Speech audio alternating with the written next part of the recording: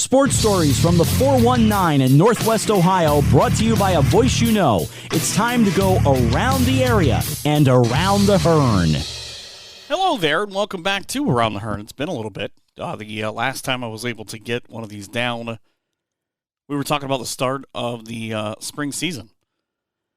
That seems like that was a long time ago. It's really not, but we're getting ready for the kind of the middle. It was a tournament draw for the ladies happened a couple of days ago. Track teams are in their conference meets, or at least getting ready for them. Baseball's got their meetings this weekend. I know with it being a Thursday night, that a lot of the coaches actually finished up their actual voting, and they'll just kind of put pen to paper on the lines in the next couple of days. But a lot to get to. Ottawa Glandorf track coach / bowling coach / football coach / probably part-time maintenance guy, Matt Burwell, is on to talk about the success that his track team has had this season. And I love this interview. I love both these interviews, but I really love this one with a Coldwater softball coach and a Coldwater MAC championship softball coach, Kyle Aherns. We recorded this Monday, and he talks about, or Sunday actually, he talks about a game on Monday, and he'll reference one on Tuesday as well. But both of those games end up being wins. They win the MAC for the first time since 2000 on a Tuesday night over Minster 4-3.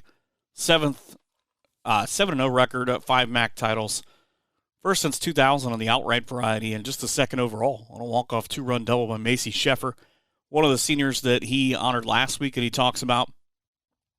But it's what's coming up this weekend. The Strikeout Cancer Classic on Saturday. St. Mary's will play Fort Recovery at 11 a.m. Salina will play Coldwater at 1. Consolation game at 2:45. Championship at 4:30. You'll hear about all of that. But it's what this means. He lost his dad and a bus driver and so much more into that gentleman in the last year. And it just sort of morphed into this great event that they have coming up in Coldwater this weekend. I hope you're able to get out to it. Hell, I hope the weather stays away so you can get out to it. But such a neat thing. You'll hear Kyle and I talk about coming up here in just a couple of minutes. A lot of things to get to. Softball tournament starts in a couple of days. The D4 Elida District draw has Kalida taking on Corey Rawson. Winner of that gets a top seed to Wayne Trace. Hardin Northern will get Columbus Grove. Winner plays either LCC or Bluffton. Macomb and Ottoville. Winner goes to North Baltimore. Ada and Arlington. Winner of that goes to Lipsick. D4 Wapakoneta District, the other half of our teams in the local area. Spencerville and Waynesville Goshen on a game you can hear on Z Sports 3, by the way. Winner gets number 1 overall Minster. St. Henry takes on Marion Local. Winner of that one either Ridgemont or Fort Recovery. Upper Side of Valley New Bremen gets number 2 in White Hot Crestview. Winner of Parkway and Perry gets number 3 Lincoln View. And if it ends up being Crestview and Lincoln View, sort of an added dynamic in that tonight, Mother Nature canceled a whole host of games. It was supposed to be Crestview and Lincoln View for the NWC title. So they've still got to make that up. Whether they would do that if they met as their tournament game or what, I don't know. D3 Lima District, Ottawa Glandorf gets Elmwood. Winner of that comes to Liberty Township to take on number 1 LB. Allen East against Patrick Henry. Winner goes to Coldwater. And the possibility of the district semis in that district could be Coldwater and Liberty Benton. That would be a good one. Paulding and Delphus Jefferson. Winner takes on Van Buren. Fostoria and Fairview. Winner goes to Riverdale. Division 2, Shawnee and Napoleon. This is kind of an odd one in that they don't start as early as everybody else does. The 5-11 matchup between Shawnee and Napoleon on May the 11th. Winner goes to number 1 Bryan on the 13th. And then the kind of the crazy way that this district is set up, Elida and Defiance don't play till the 13th. They play the winner of the 2 games above them, Bryan, Shawnee, and Napoleon. Whoever comes out of that triumvirate will end up playing those guys. Van Wert takes on Salina on the 10th. Winner goes to number 2 St. Mary's. Bath and Kenton on the 13th. Winner gets St. Mary's, Salina, or Van Wert. And then the only super local D1 team, Lima Senior, goes to Toledo to take on Whitmer on the 11th. College golf. There's going to be a lot of talk about the University of Findlay women. Get this, they won by 27 strokes. the second to last round, they were up by 20. They're out in Kansas City, Missouri at the D2 East Regionals. They had a 54-hole score of 873, second best in school history. They've won 7 straight tournaments. And it even came down to 2 different golfers from Findlay. Mary Kelly Mulcahy, the freshman from LCC, and Jill Schmidtmeyer, who I feel like has been now at St. Mary's for a long time, the senior, faced off in the finals for the regional overall title. Mary Kelly ended up winning. Next up for the Findlay Women D2 National Championships for the 6th time in program history. That May 10th to the 14th in Gainesville, Georgia. Other Findlay news. Findlay hired former Ohio Northern head coach Michelle Duran to coach their women's basketball program after she sat out for a couple of years, coached 19 years at Ohio Northern. Findlay baseball team, 17-28 on the year. Softball team just broke the school record for wins in a season dating back to 1987. Just the third year in the program's history. They started in 85 where they broke that record. And they now sit at 36-12. You know how Dominican and Ursuline in the GMAC tourney to set the program record for wins in a season. Megan Demler, 17-5 this year. She was an all-conference pick at Northern and was a part of the Western Buckeye League where she went to Wapakoneta. Ohio Northern University's men and women's tennis teams playing in Mason and Cincinnati this weekend in the OAC tournament. They're in the semifinals. Men's track team, third after one day of the OAC championships. Women's track team in a fourth after the OAC championships, first couple of days. Baseball program sitting at 18-20.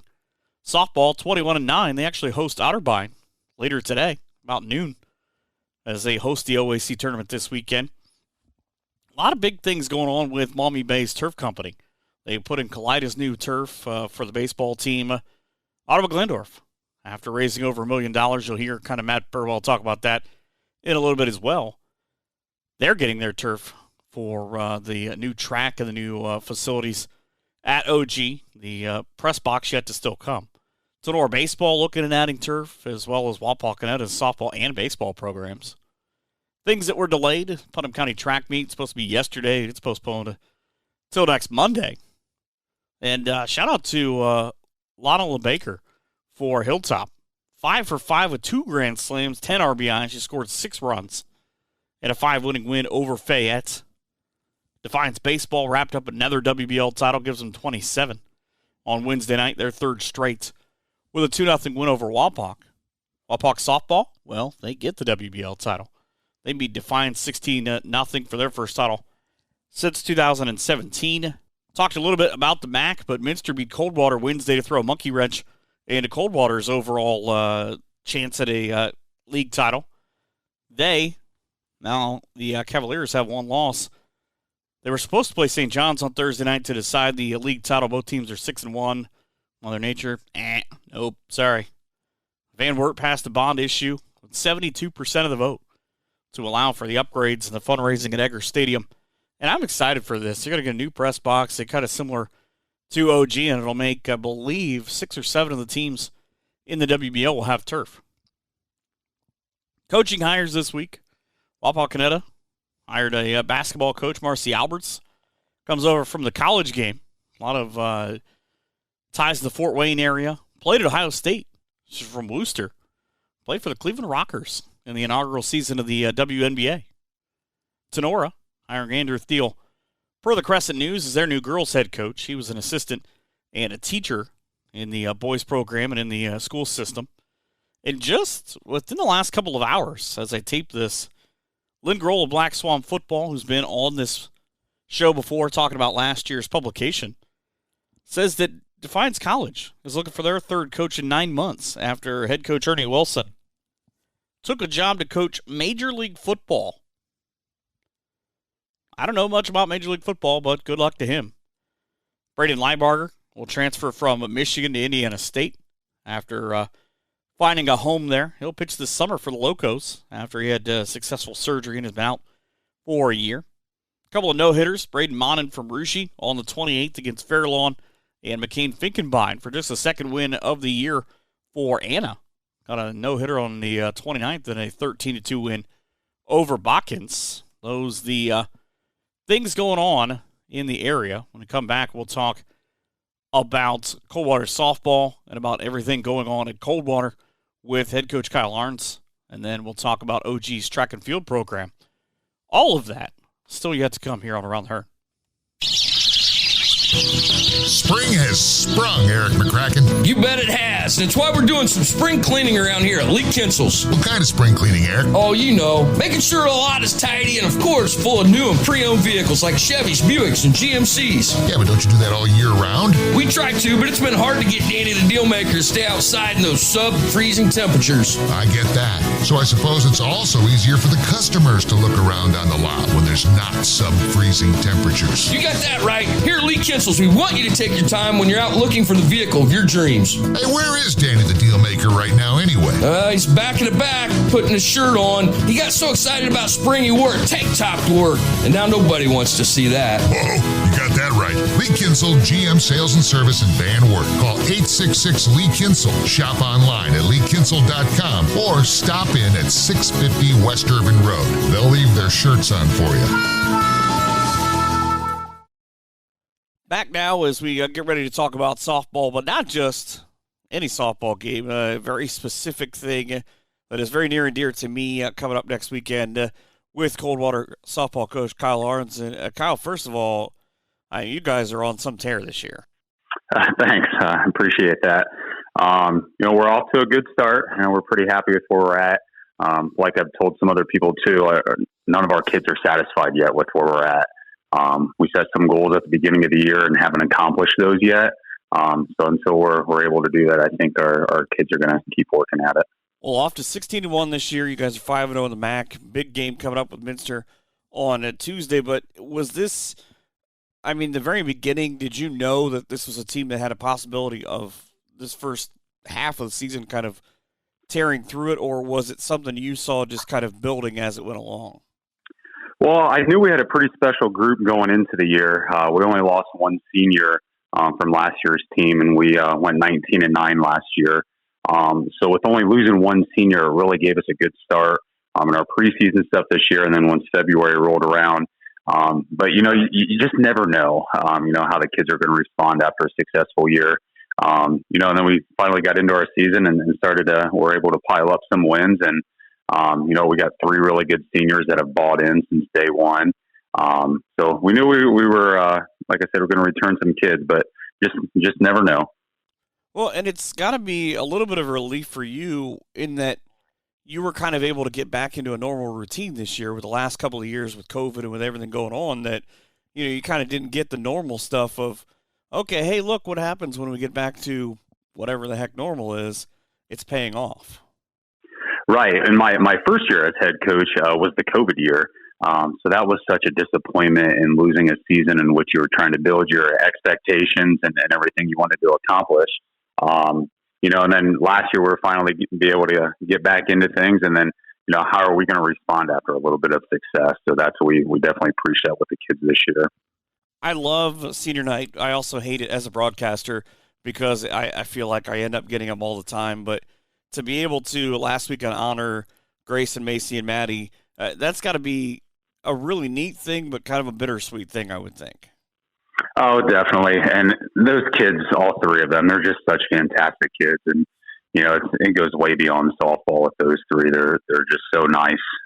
Just great kids, always doing the right thing, always working hard. So, when you have a group of seniors like that, it's definitely hard to, see them go at the end of the year. So, we're just hoping we get to spend another month with those 3. So it also doesn't hurt that nearly with every swing or with every pitch that you've got Madison Wendell destroying records. Yeah, that definitely helps, having her back in the circle this year.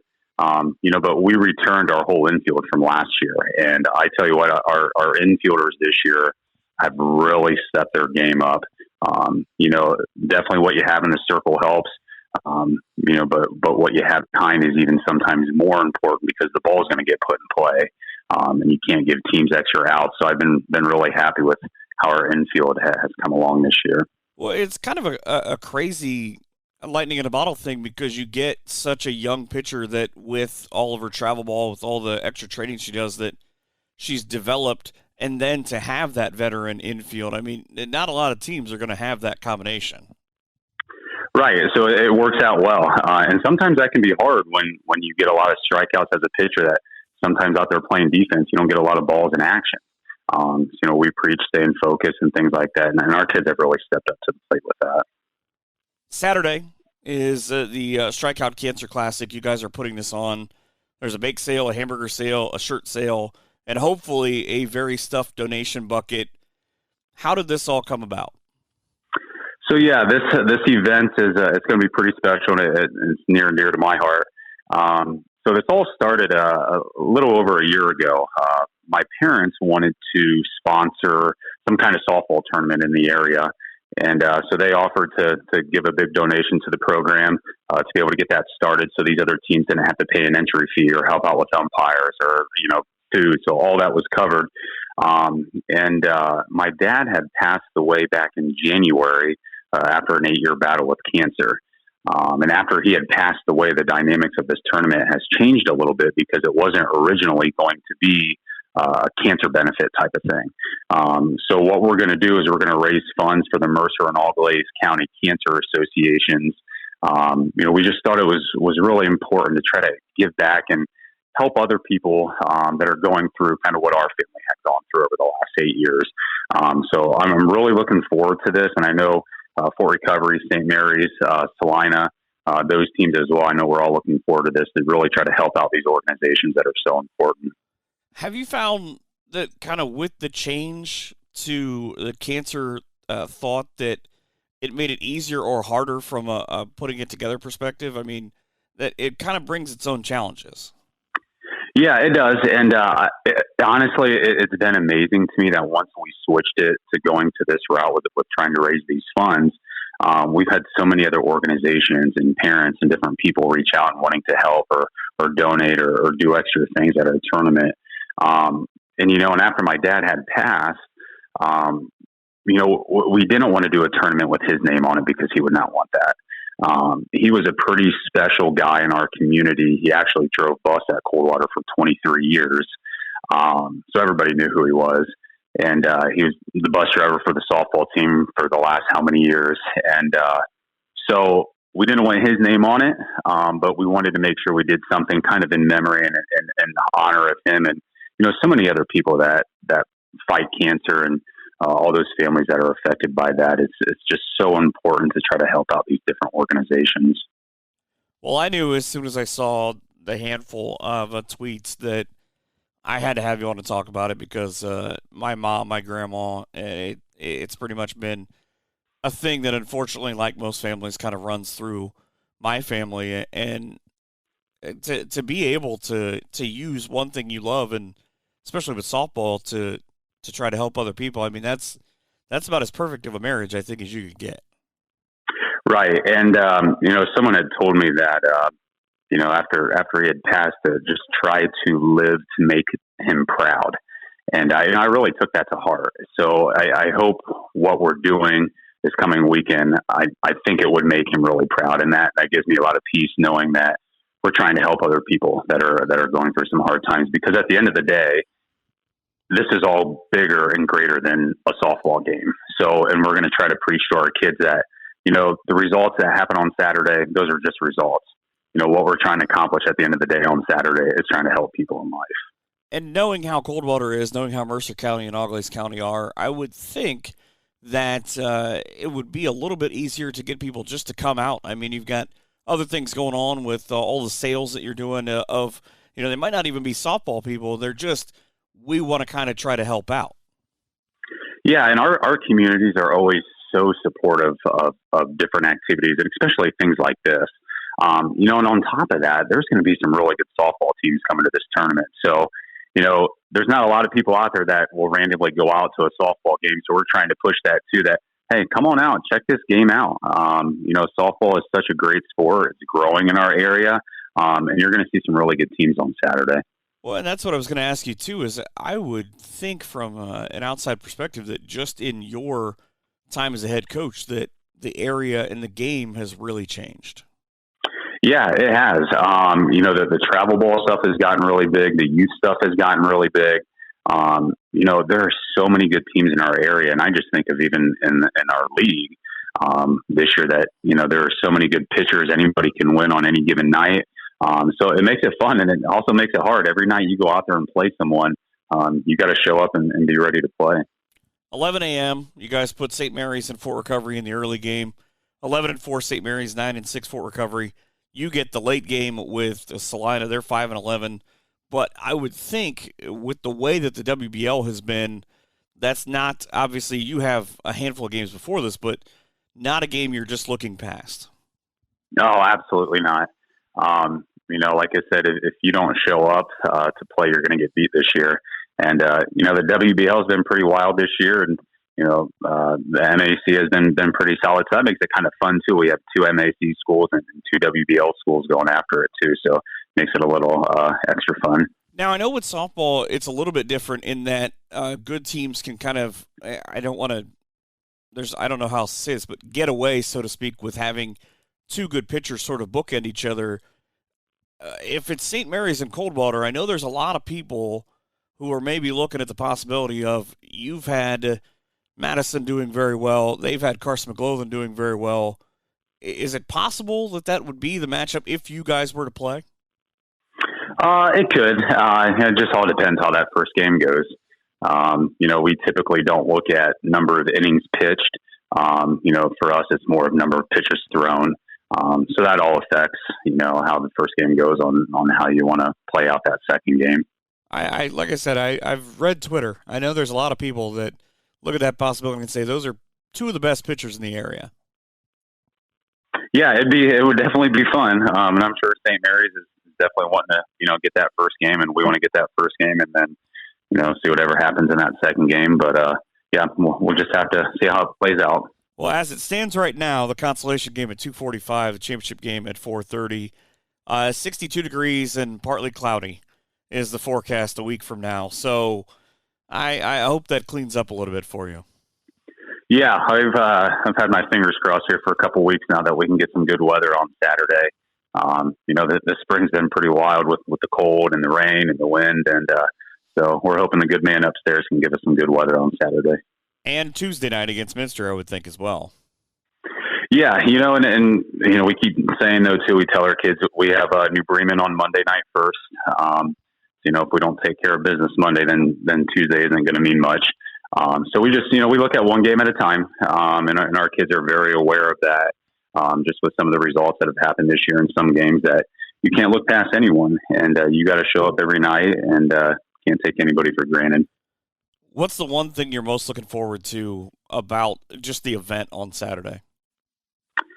Just to see people out there supporting this. Like I said, this is so much bigger than the game of softball. And trying to teach our kids life lessons about helping other people is so important to me. And obviously I have seen what cancer can do to a person and to families. And I mean, it's incredibly hard, and it breaks my heart knowing that other people have to go through that, especially the young ones that have to deal with that. So, we've kind of made it our mission a little bit to, try to help those people out. Anything we can do to try to make things a little bit easier for them, or just to know that there's support out there for them. And I think that's so important to teach our kids that. I'm always fascinated from scheduling perspectives, kind of how things work. When you went to these 3 schools, I would think you had to go early, right? Because you have to convince them to not take an extra game on their schedule because you get a fixed number, right? Correct. So actually, this all started a little over a year ago, and we could not do it in the 2021 season because our schedules were full. So we had to wait until the 2022 season. And I kind of wanted to wait until as late as possible in our regular season to do it. Number one, because of weather. Usually the weather's better at the beginning of May than beginning of April. And also, I think just to create some kind of tournament atmosphere before we start our sectional tournament the following week. So just to kind of get our kids in a little bit of a high pressure situation, and that feeling I thought would be kind of neat for our kids too. Well, I hope that thousands of people show up and you guys are able to do huge things. People want to find out more about this so they can plan their trip. How do they do that? Well, I would just the biggest thing is just on Twitter, Cav softball, and then an underscore. That's where I usually post our information with it, and so plan to keep people updated through that if there's any changes or updates on the event. Well, I can't thank you enough for doing this. Hey, I'm more than honored, and I'm so excited to put this on. And like I said, there's been so many other people that are offering to help out, and we're really looking forward to this. I think it's going to be a great event. I can't wait for you to be able to take a deep breath next Sunday because you've got one heck of a week in front of you. Yeah, and we do, but that's what makes it so fun. It's big games and the events and things like this, and to see the smiles on the kids' faces and seeing them compete and having fun, and that's why we do this stuff. The Strikeout Cancer Classic next Saturday starts at 11 a.m. with St. Mary's and Fort Recovery, Salina and Coldwater at 1, consolation game at 2:45, championship game at 4:30. Thank you so much, Kyle. Hey, I appreciate the coverage and you reaching out about this. Really appreciate it. Back with more coming up here in just a couple of minutes. Be more wild. Are you tired of sitting around at home this summer? Bring your family and come down to the African Safari Wildlife Park located in Port Clinton, Ohio. We have giraffe, zebra, bison, and much more. So skip the lines at the amusement park and come experience the safari for yourself. Are you tired of the normal zoo experience? Looking for an exciting way to see animals up close? Take Route 2 to the Route 53 North exit and follow the signs. Just 17 miles west of Cedar Point via Route 6. Open every day, rain or shine. Changing gears from softball, going to the other end of the spectrum, talking about track and field in the spring when we are able to have it, with Ottawa-Glandorf head coach Matt Burwell. And Matt, big weekend for you guys, not only with trying to figure out who was going to do what, but kind of having to navigate prom. This is always a difficult weekend, especially for the ladies. They always have their hair and makeup and every other appointment set up, and we're pretty relaxed staff. We put our kids in the events, what our normal events were, and we gave them the green light, get out of here, go have fun. But everyone was, I would say, competed very well and got their job done, what they needed to do, and then they had fun. I didn't hear anything else crazy, so it was a good night for them. Well, I saw the pictures on the bus and the combined champions a couple of nights ago at Liberty Benton, and it looks like a group that, one, you can tell they've been in the sun for quite some time, but an exhausted group, but a very happy group. Yeah, it was really neat, and that the combined trophy was a definite surprise.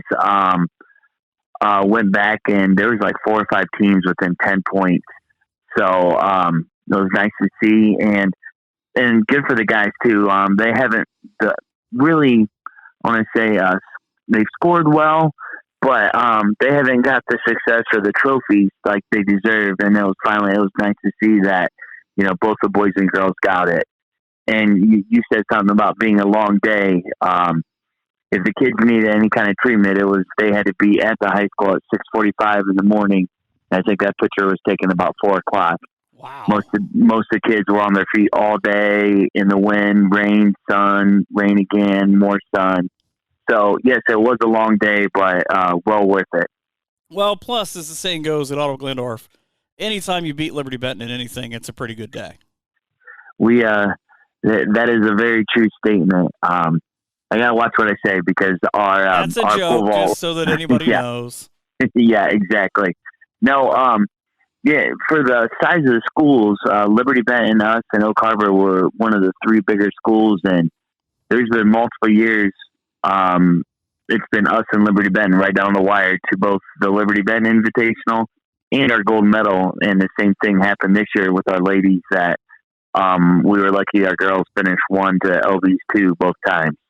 I know it's been a big couple of weeks for you guys with pretty much a meet every weekend or so. What did the one on the 15th where you were able to host the Junior High Invitational and kind of watch as things have come full circle with the program, what did that one mean? It was nice. I know this year is our first one, the Rick Hughes, Vicky Doty Junior High Invite. We were lucky to have 5 schools there.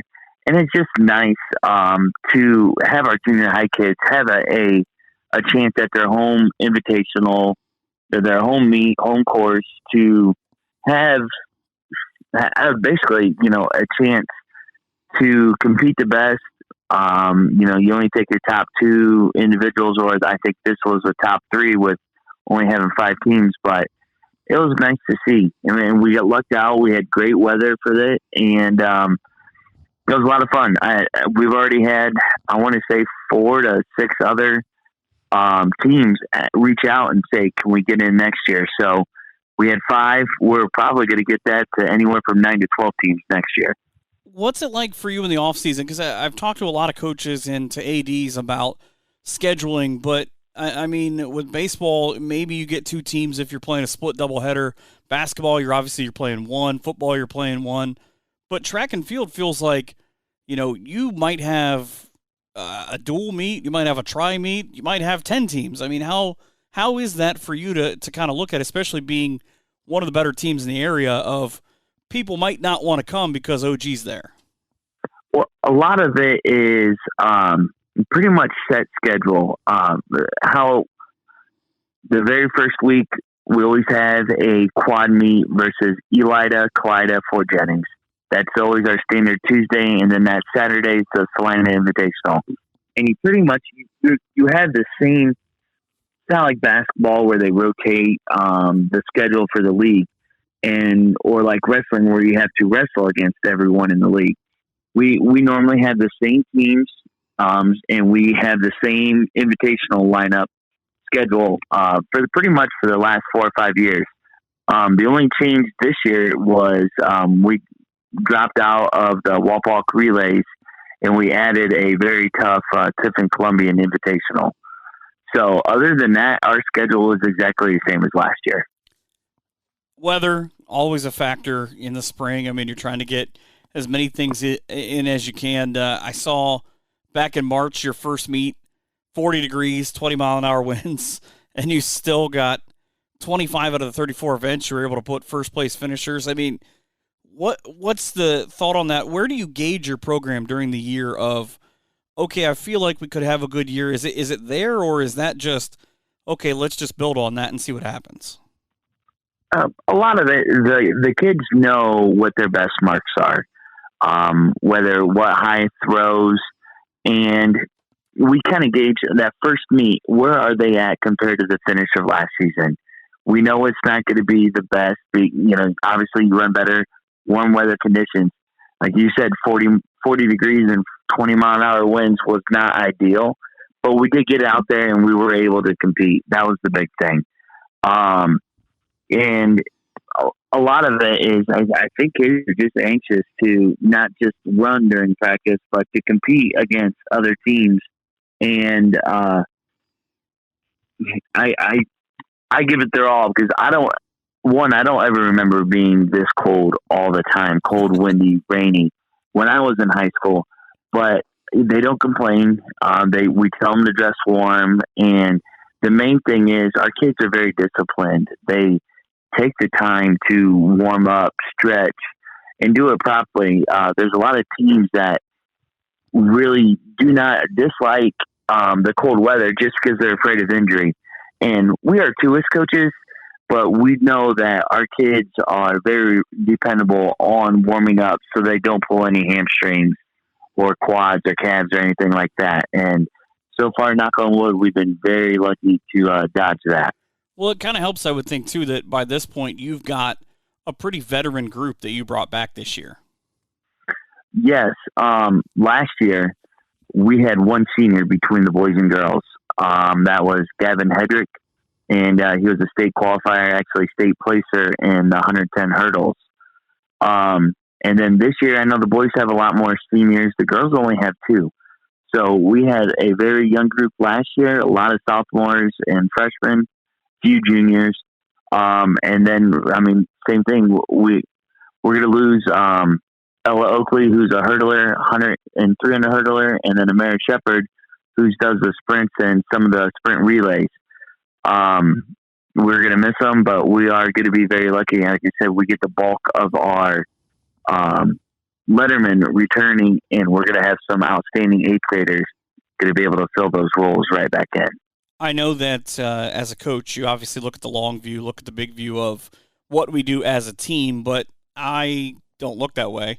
You have a lot of girls I love on your team because I get to see them throughout the year with soccer and with basketball and some other things, and I can't say enough good things about Alexa Fortman. I mean, I feel like there's a category at Ottawa-Glandorf where it's Ottawa-Glandorf record, Alexa Fortman record on a board somewhere. She is special. Not only, going to just how lucky we are to have her. If you think she's been to state in soccer, cross country, basketball, and track, and she's done this all and still has this season plus her junior year. I mean, most people don't even get to do it once. She's done it in 4 different sports. Talking to records wise, it was special when we did a mock meet last year. Now, she lost her freshman year to COVID, and that was unfortunate. That's the one record nobody could break. Yeah.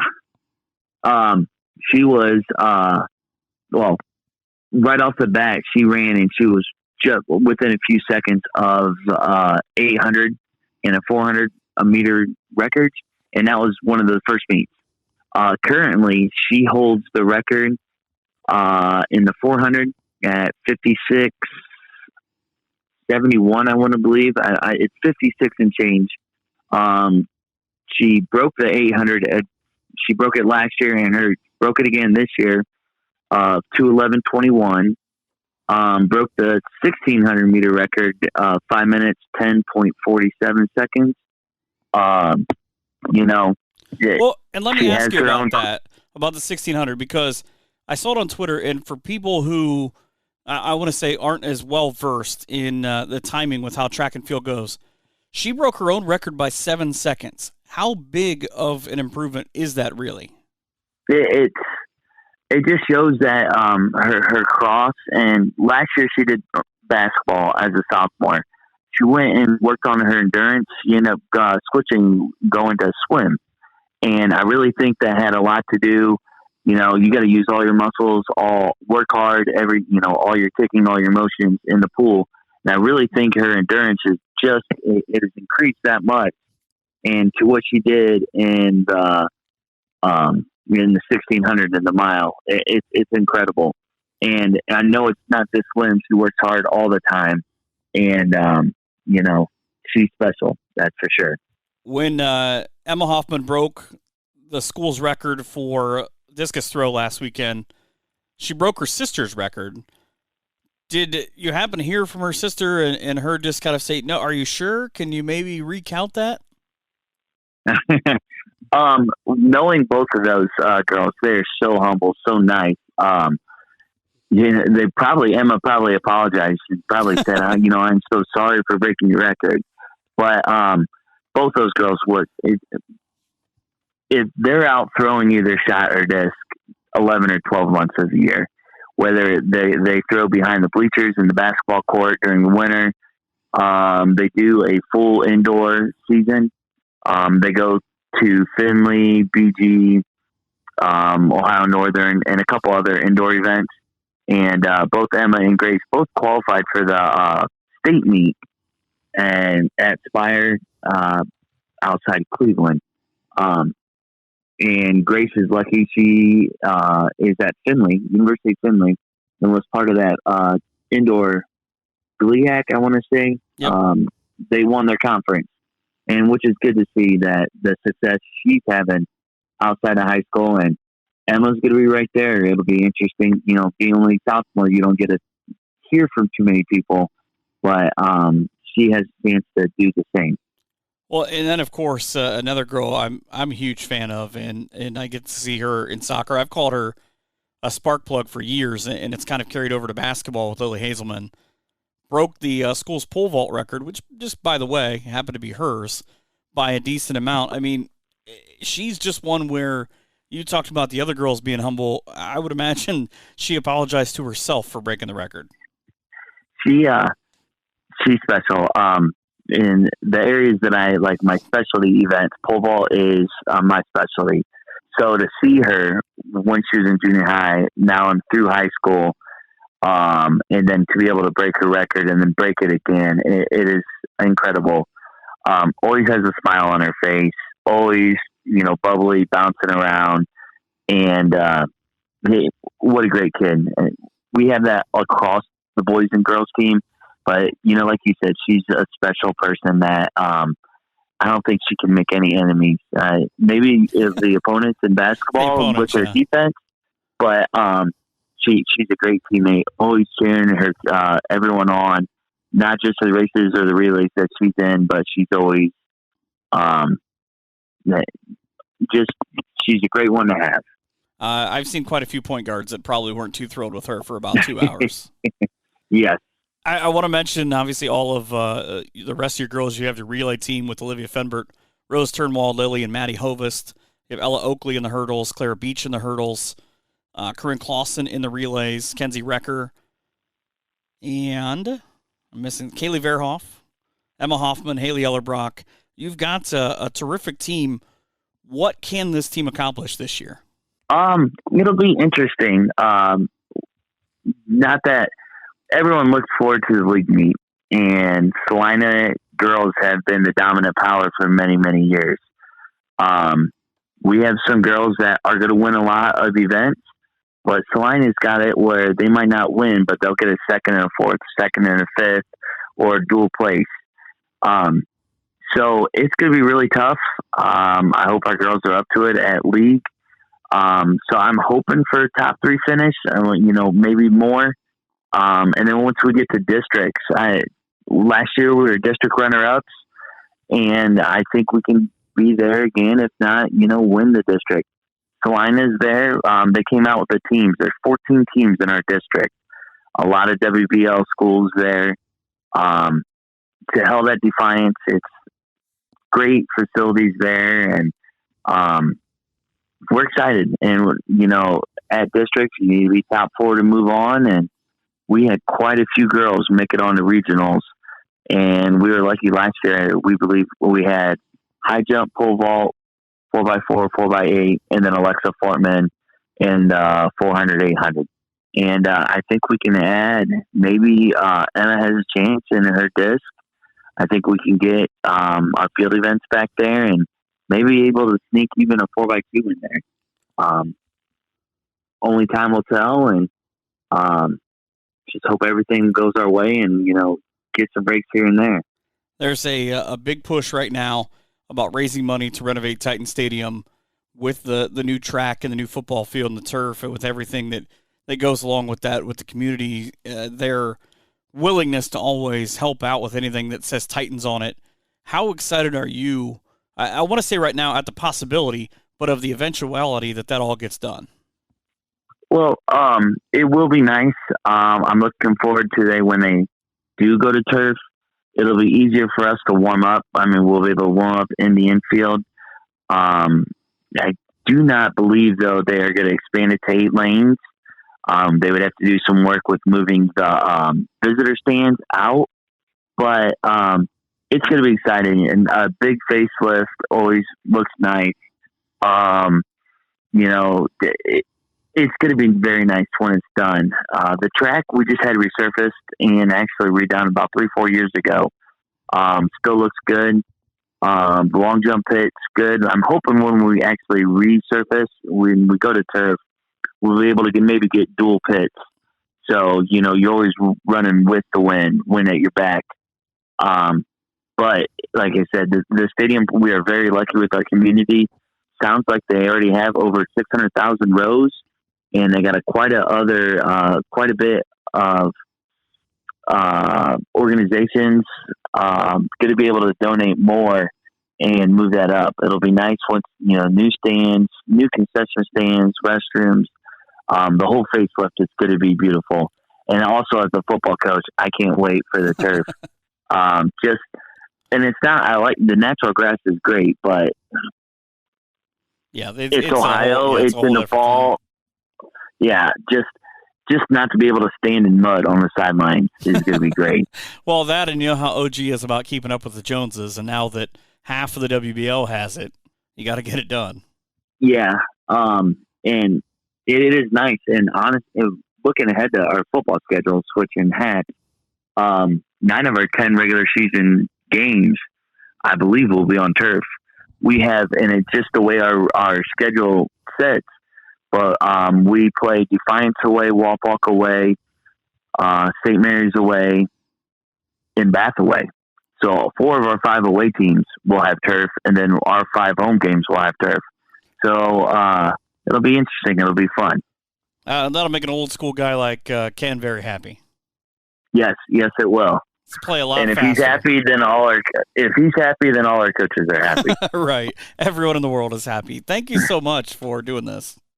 Hey, not a problem. I appreciate it, and hopefully, keep following us. Hopefully, we have some success. We go to Galleon in a very, very tough meet. It'll be very similar to Tiffin Columbian. A lot of big schools, a lot of good D2 schools there. So we'll see what happens. Well, good luck and good weather. Yes, good weather. We'll take that. That's the head coach of the OG track program, and Matt Burwell back with some more here in just a few minutes. Tony's on Main Street in Ottawa, home of the Titan Burger, and if you're really hungry, the Cow Tipper. Tony's grounds their hamburger meat each day. Each patty is fresh and never frozen and not cooked until you order it. Don't forget to add some of the great sides like French fries, pickle fries, and their great breaded mushrooms. While you're there, you can't forget to get some of their great ice cream treats, and frozen yogurt. Tony's on Main Street in Ottawa, making burger history since 1962. I've said it before, I'll say it again. One of my favorite places in the entire world. Double cheeseburger, please, and the chicken nuggets, which I mistakenly called chicken McNuggets one time when I ordered them, and the girl repeated it back, and my wife had to point out that I said it wrong, because apparently McNuggets is from a different place with an arch or something. I don't know. But it worked. They're very good. The barbecue sauce is tremendous as well. Thanks to Matt Burwell, the Otto Glandorf head coach extraordinaire. Again, 3 sports that he coaches: bowling and football, and also the track and field team on the girls' side. And a big thanks to Kyle Aherns. I hope everybody's able to get out to that event this weekend and help strike out cancer. The first annual Strike Out Cancer Classic on Saturday. There's a bake sale, a hamburger sale. I don't think they'll let you pay them tomorrow for a hamburger today, though, so you might want to take your money. But a lot of cool things going on. Don't forget, Sunday night, if you're looking for something to do to wind down the weekend before you go back to work on Monday, Spencerville and Bradford playing a baseball of the high school variety from a Fifth Third Field, or now Day Air Credit Union Ballpark in Dayton. That game starts at 7 o'clock on Z Sports 3. That's what I've got for this week. Looking for some more cool things. Boys Tournament draw next week as well. We'll talk about all of that, but thanks for listening and supporting this show. Have a great night, and an even better tomorrow. Here I go. We hope you've enjoyed this edition of Around the Hearn. Come back next week for more local stories from the NWO. But until then, be sure to follow us on Twitter at Michael Hearn PBP for more great area content.